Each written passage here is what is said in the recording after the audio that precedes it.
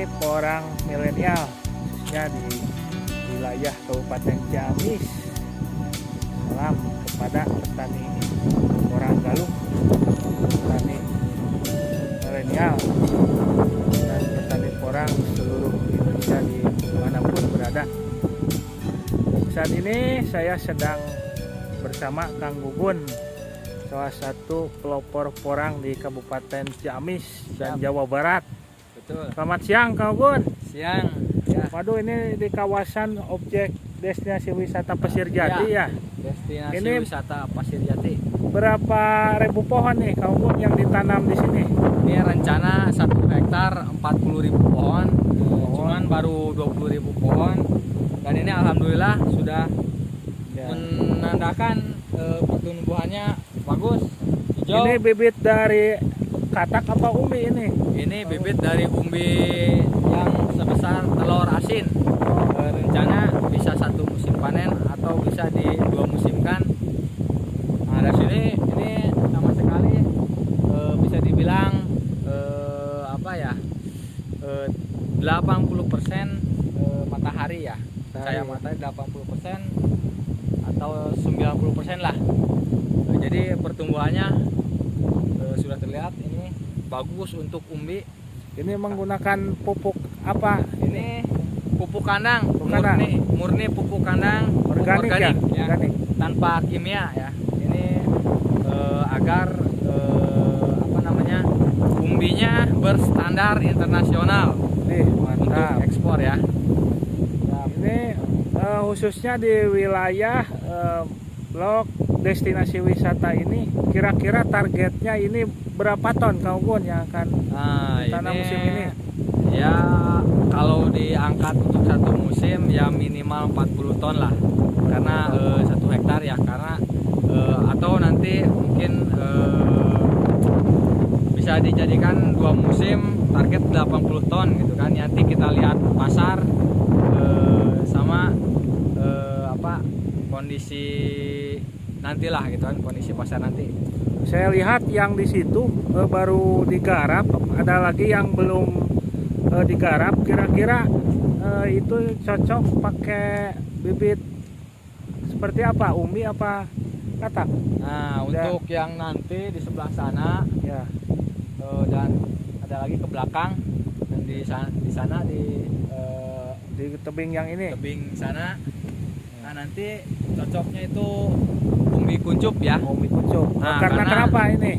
Kok pakai kuncup? Nah, karena ini menyusul ya agar tidak telatnya, tidak telat. Maksudnya telat penanaman apa ya? gimana? Ini kan sudah musim bulan Desember, seharusnya sudah masuk musim perawatan ya. Karena musim hujan kemarin dari bulan 9 sudah hujan. Bulan 9, 10, 11, 12 seharusnya ini udah musim perawatan seperti ini. Ya, cuman karena keterlambatan ya, ini kan di destinasi wisata, proyeknya desa, jadi dana desa itu sedikit molor, terlambat ya. Nah, akhirnya alternatif pakai bibit kuncup untuk menyusul tanaman yang sudah rampak ini ya. Terus untuk penanaman yang ideal itu porang itu cocoknya, bukan cocoknya, yang bagusnya itu bulan apa Kang Gugun, supaya jadi tahu masyarakat yang belum mengenal porang. Bagusnya itu penanaman porang itu di bulan 10 ya.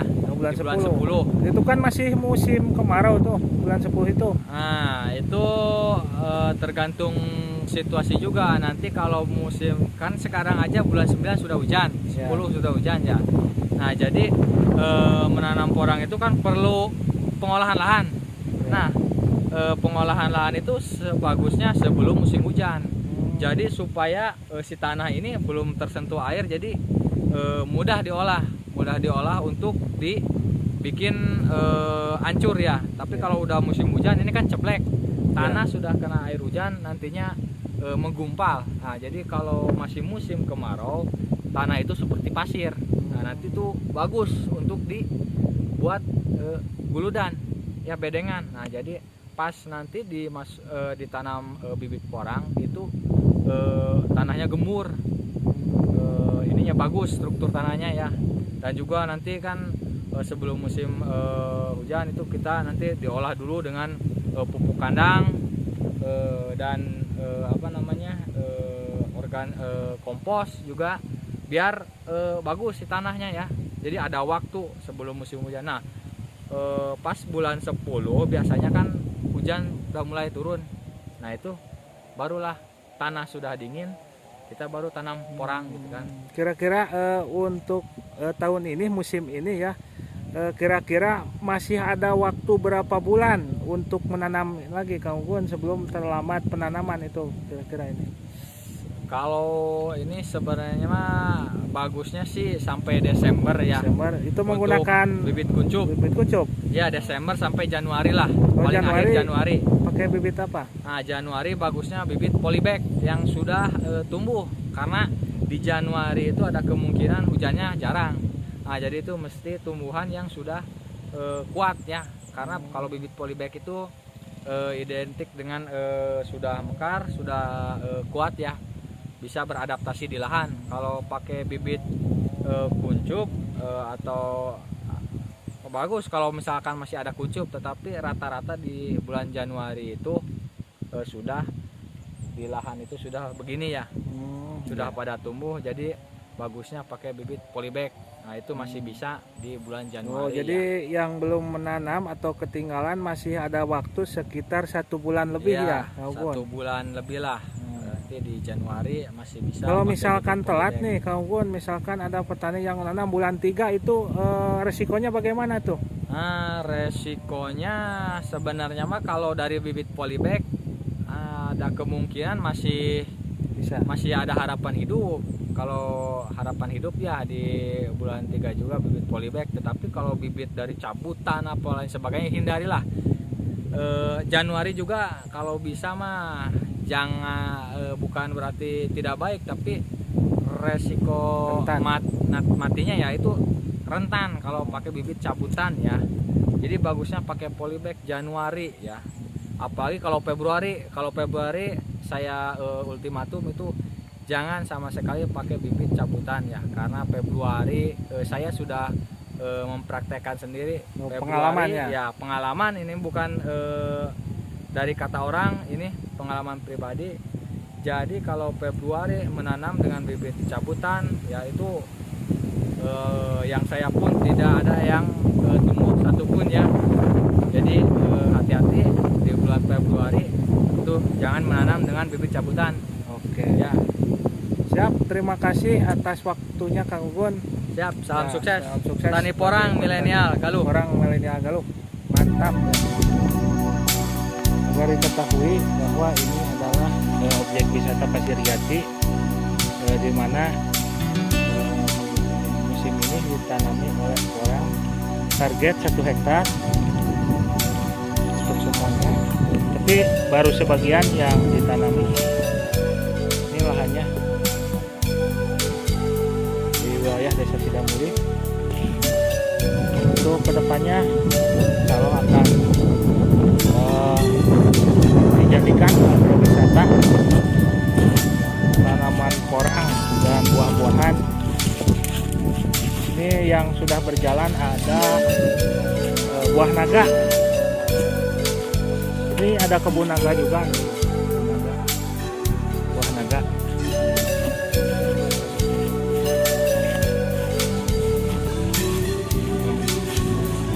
Banyak buah-buahan taman buah di Pasir Jati. Salah satunya ada buah naga, buah durian, buah alpukat.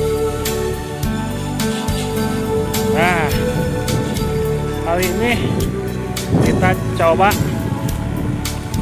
samperin ke pengelola Pasir Jati. Kang Din namanya, itu sedang bekerja.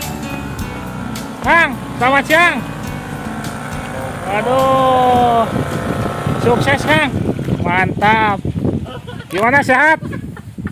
Waduh, itu bagus tanaman porangnya, mantap.